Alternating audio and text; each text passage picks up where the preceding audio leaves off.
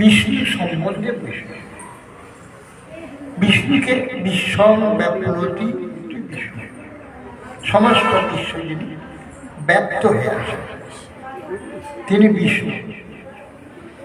সেই বিষ্ণুকে যারা আরাধনা করে সোজাসুজি তাদের বিষ্ণু বলা হয়। আরাধনা যারা করে না তারাও বৈষ্ণব। কেন? বিষ্ণু ছাড়া তো কিছু নাই। এই জগতের প্রত্যেকটি অনুপরমাণু থেকে সমস্ত জীব সব বিষ্ণু সম্বন্ধে, সবাই বৈষ্ণব।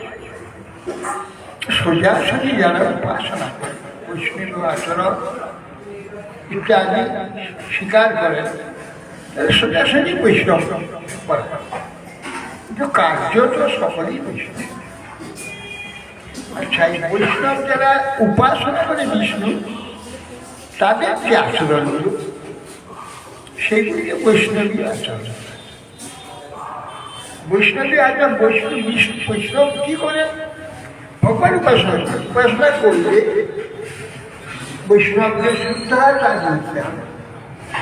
শুদ্ধাচার্য না ভগবানের উপাসনা হবে। ভগবান তো অসুস্থ বস্তু নয়। বিশ্বে যদি স্বচ্ছ বস্তু শুদ্ধ বস্তু থাকে একমাত্র ভগবান, আর সব পরমশুদ্ধ পরিশুদ্ধ বিশুদ্ধ সত্য ভগবান। এই জন্যে আমাদের এইগুলি বিশেষ করে উচ্ছিষ্ট মলমূত্র ইত্যাদি বাসি এইগুলি সমস্তগুলো মানতে হয়। বৈষ্ণবের লক্ষণ শাস্ত্রতে আছে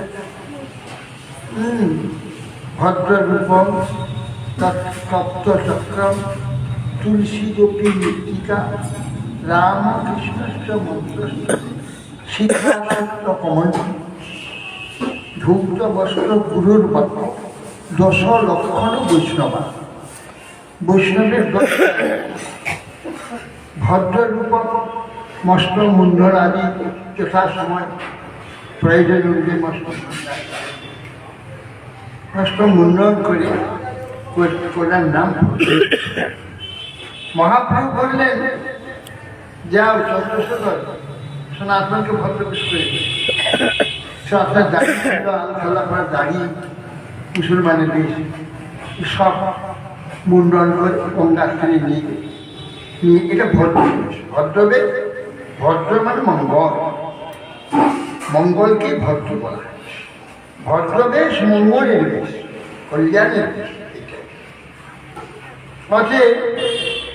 এই জন্যে আমাদের চুল হচ্ছে সবচেয়ে অহংকারের প্রতিমূর্তি।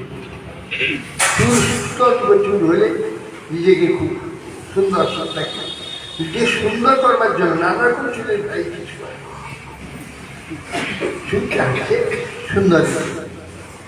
এই জন্য সেই যে অহংকারের যে মূলটি অহংগর্ব শরীরের প্রতি অভিমান অত্যন্ত করায় বৈষ্ণবরা যারা ভজন করে আগে মাথা মুখে অহংকারে মহাচূড়ামণি ওঠে। প্রথম ওই জায়গায় শেষ করতে ভদ্র সপ্তচক্র। আমাদের সপ্তচক্র নেওয়া হয় না, শীতল চক্র ভগবানের চরণ চিহ্ন নাম চিহ্ন অঙ্গে ভদ্র সপ্ত তুলসী গোপী মৃত্তিকা। তুলসী মৃত্তিকা নাহলে গোপী মৃত্তিকা দ্বারাই ছিল ভদ্ররূপম সপ্তচক্র তুলসী গোপী মৃত্তিকা। রামকৃষ্ণশ্চ মন্ত্র, রামকৃষ্ণ মন্ত্র, রাম মন্ত্র নাহলে কৃষ্ণ মন্ত্র, এই মন্ত্র গ্রহণ করে রামকৃষ্ণের মন্ত্র শিখা আর সূত্র। শিখা ধারণ করতে হবে, সূত্র সংস্কার দিতে হবে, যজ্ঞের সংস্কার। শিখা সূত্র কমণ্ডল জল পাত্র লাগে। এর সবসময় কোনো হস্তাদ দুষ্ট হলে পায়ে লাগবে, সুস্থ হলে সবচেয়ে উঠিতে হবে। মূত্র আদি ত্যাগ করলে জল দিতে হবে, মূত্র স্নান জল দিতে হবে না, কাপড় করতে হবে, মূত্র মহাপ্রভু সুখাসিত প্রমাণ। ধৌত বস্ত্র প্রত্যেক দিন প্রভাতে কালের কাল যেটা ধুয়ে রাখা হয়েছে ধৌত বস্ত্র করতে হবে, কারণ কালকে পরাবস্ত্র করা হবে না।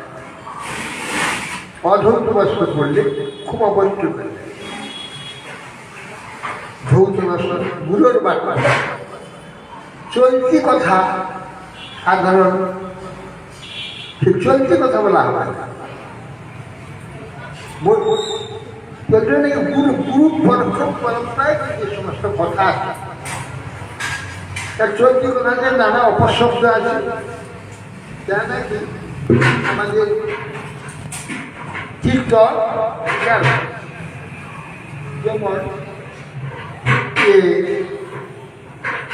কোনো একটা লাল চক্কর দেখি কেউ বলে দেখতেছি মানুষের মতো লাগছে, ঠিক ওই ভাবটা আসে সে মানসিক হয়ে যায়। আমরা ভাবনা শব্দ দুষ্ট, দৃষ্টি দুষ্ট, ভাব দুষ্ট, এই তিনটা বস্তুকে ত্যাগ করতে শাস্তি হচ্ছে। শব্দ দুষ্ট হয়ে সেটা গ্রহণ করা যাবে, ভগবান করা লাগবে না, গ্রহণ করা যাবে না। শব্দ দুষ্ট হয়ে ঠিক মাংসের মতো লাগবে। কিন্তু কোনো একটা মানে অভক্ষ বস্তু সাদৃশ্য দেখতে বলে দিল সেটাকে ফেলে দিল, সেটা আর গ্রহণ করা চলবে বা সেটা লাগবে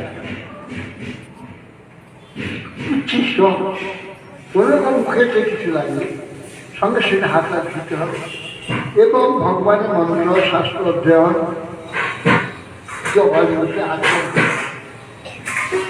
আচরণ ধরে না এই উচ্ছিষ্ট থাকে।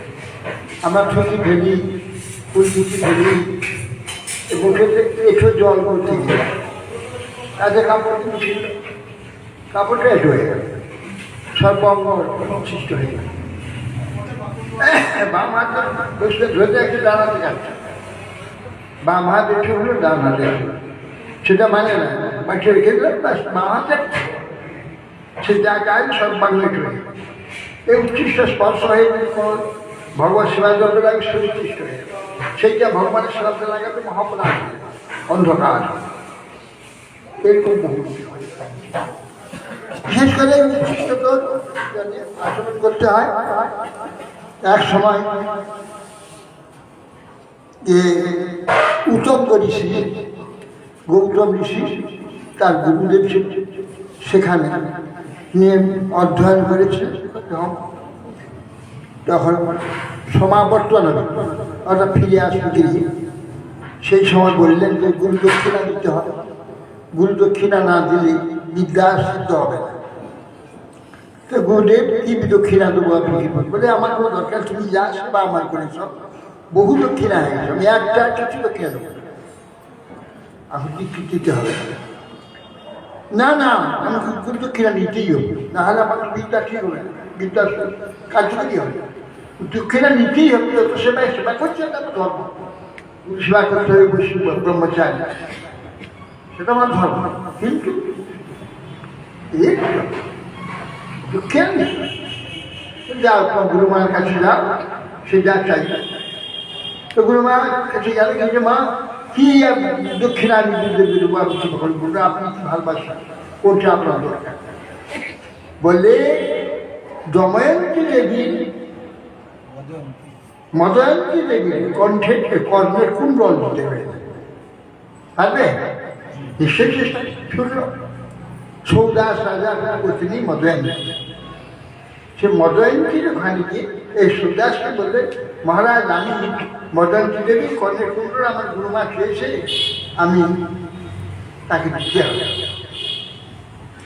তখন ও যখন আসছে তখন একটা ঘোড়া রাস্তায় দাঁড়িয়েছে, না ষাঁড় একটা দাঁড়িয়েছে, পায়খানা পায়খানা করছে,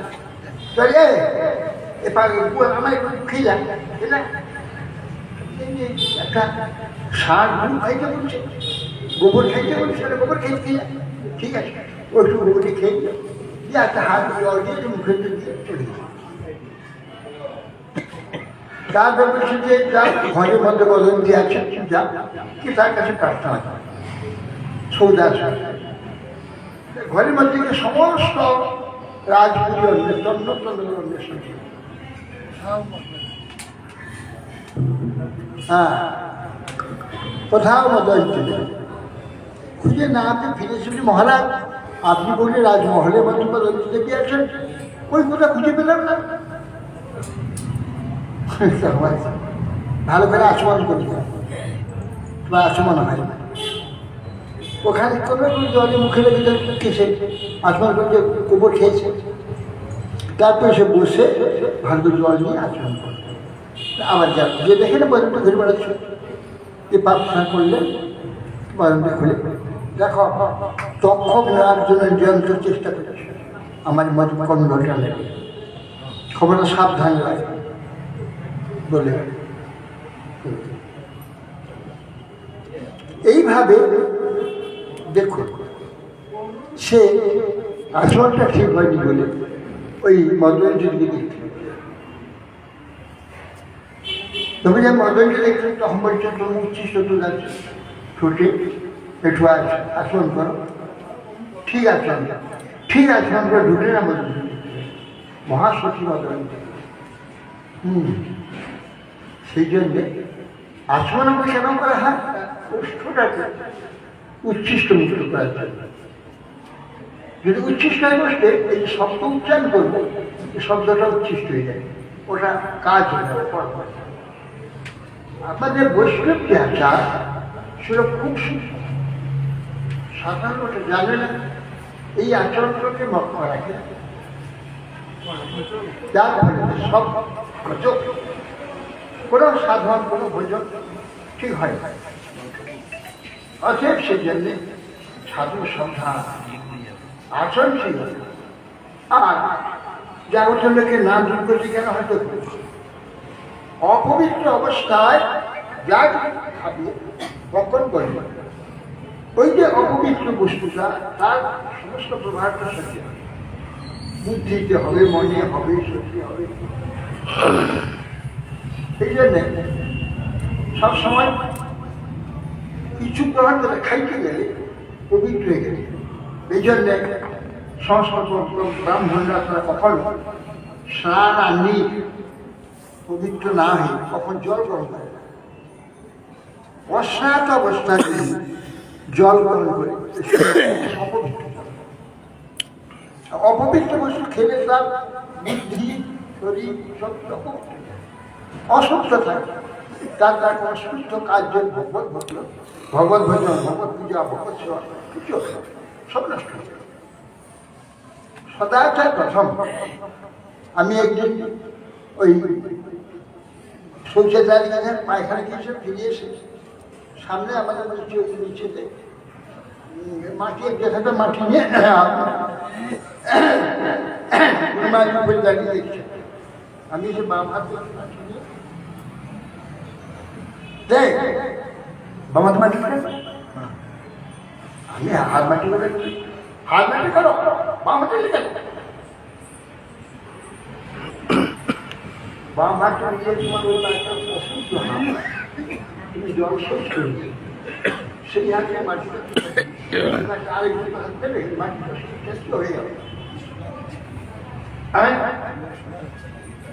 হ্যাঁ বলছে তুমি বাম হাতে ওই মাটিটা নিলে ওই মাটিটা অশুদ্ধ হয়ে গেছে, আর ওই মাটিতে আর কারণ পবিত্রতা অপবিত্র হয়ে যাচ্ছে। ডান হাতে নেবে, ডান হাতে নিয়ে করবে, হাত ধুয়ে আবার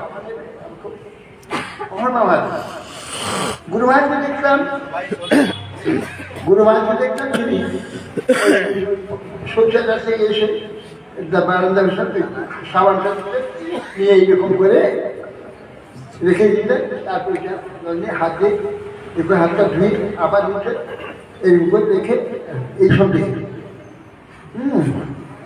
গুরু মহারাজ জল খেতেন, শরবত দিতেন, শরবত খেতেন, খাওয়ার পর গ্লাস খেতেন, হাত পেটে থাকে, সেই গ্লাসটা আমাদের নামে জল দিতে হাতে হাতে জল দিলে বসে দেবে, আবার হাত ধুবে।